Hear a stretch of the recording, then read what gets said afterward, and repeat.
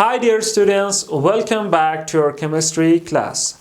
And today I'm back with the two new topics which are, the first one is chemical equations. So we're going to study what is chemical equation and why do we need chemical equations.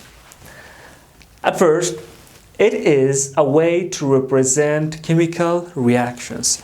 We have studied different types of chemical reactions, the 5 types of chemical reactions. So when there is a chemical reaction and it happens, how to show them on a piece of paper. Actually, it happened in a laboratory or some other place, but how to write them on a piece of paper. Chemical equation is the only way to represent them. So the definition is, it is the total symbols and the formulas.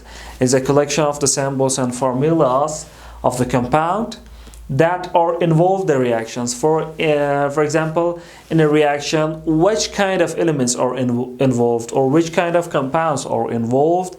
To show them, we use their symbols and formulas in chemical equations. So here we have an example.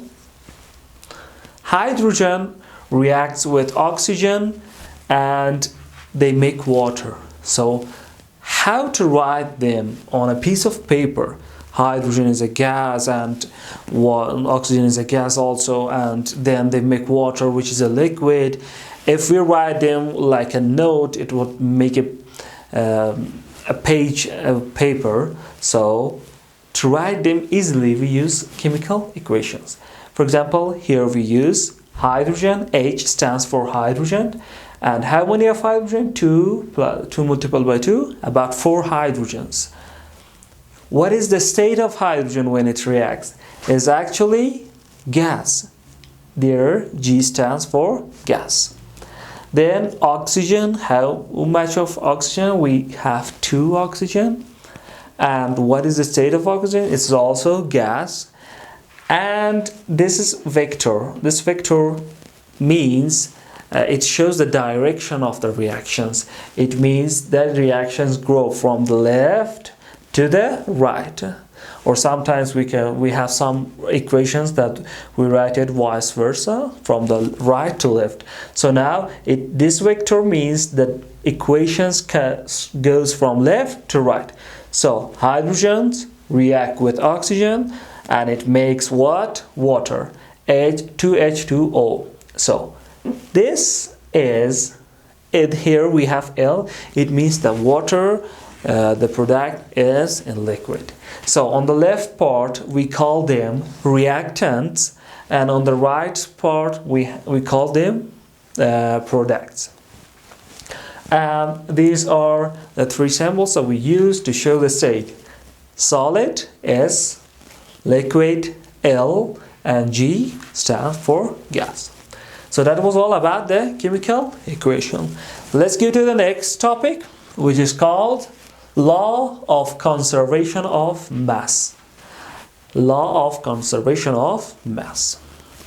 In 18th century, Antoine Lavoisier, a French scientist we also studied in periodic table as well, mentioned that, what did he say?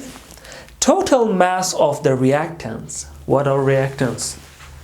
These 2, or maybe some others, is equal to total mass of products. Total mass of the reactants is equal to total mass of products. It means we do not lose any mass or even an atom of the products, the reactants in the equation or in the reactions. Atoms on each side of equation are equal to each other. So let's go to the example and clarify what happened. Here, Mr. Lavoisier says that on the left side, if there are some compounds or some elements, when they react with each other and make a new compound, on the both sides, the mass are equal. or the atoms are equal. For example, here we have one atom of carbon and two atoms of oxygen. On the right side, here are one atom of carbon and two atoms of oxygen. So 3 on the left side and 3 on the right side. Or according to the mass or the total mass of carbon is about 12. Each oxygen, the mass of oxygen is about 16, and we multiply that by 2. Here we have 32. So 12 plus 32 will become 44. And on the right side, here we have the total mass is 44. So that's how the law of conservation of mass works. If you have any question according to these two topics, you can comment down below. And for more videos, subscribe our channel and like the video as well. Have a nice day. Goodbye.